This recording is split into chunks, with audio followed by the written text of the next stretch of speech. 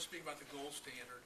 It's a term that's been used quite a bit. And I got this priceless artwork here to sort of attempt to convey what the gold standard is like and what I mean to speak about. The gold standard means that a certain amount of gold and silver in storage should equal the amount of paper money that's in circulation. That's the original idea. That's changed quite a bit since the gold standard was put in place and put in effect. These are supposed to be gold bars and silver bars, and these are supposed to be paper currency values like $10 bills and $20 bills. Doesn't look much like them out there, but that was the intent. The main intent of all these trappings here is just to prove that I prepared this speech.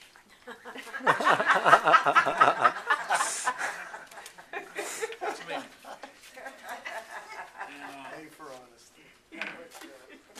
I have certain other props up here that I'm going to use also to convey this priceless information.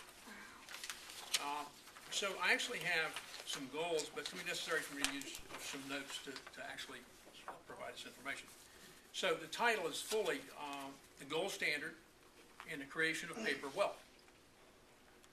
I intend to describe the reason for the gold standard, misunderstandings about it, misuse of the gold standard, and explain the beginning of paper money and paper wealth. I'm going to use these props and visual aids, some of which you've enjoyed so far. I'm going to conclude with a quote from a Shakespeare play I just can't resist. I've got some good news about that quote. It's a short one, and it will not be from the play Romeo and Juliet.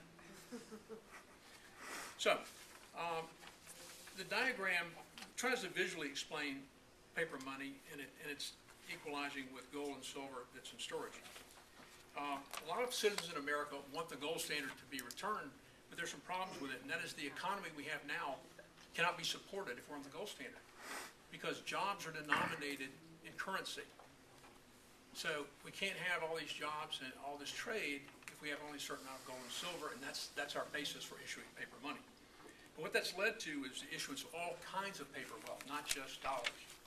So for example, first time I ever spoke up here, I had a dollar bill in my hand, but things have picked up for me. 10 times wealthier, it's a $10 bill. And an example of the change in the gold standard and paper currency is that this $10 bill is described as a Federal Reserve note. Well, 25 years ago, it would have been described as a silver certificate because it represented real silver, but that's no longer true. So other forms of money, the old style of money was like this silver dollar, which used to be in circulation, but these have really, they're cumbersome and nobody uses them much anymore.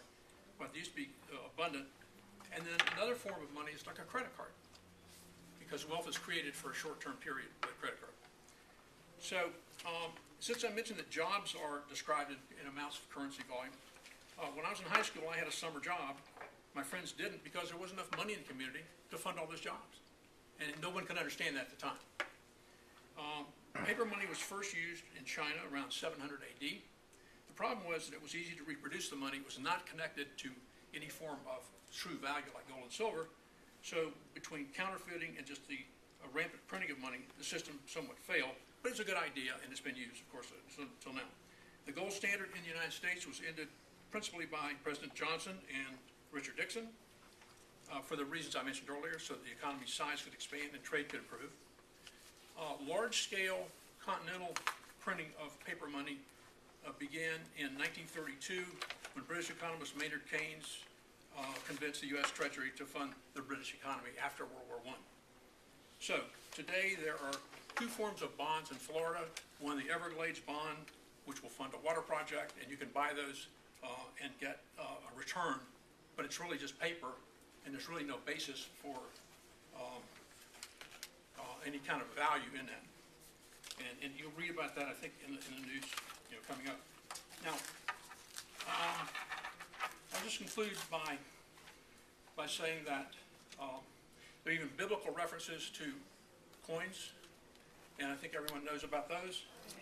And leaving out the Shakespeare quote, that concludes my remarks. Thank you. Oh, come on.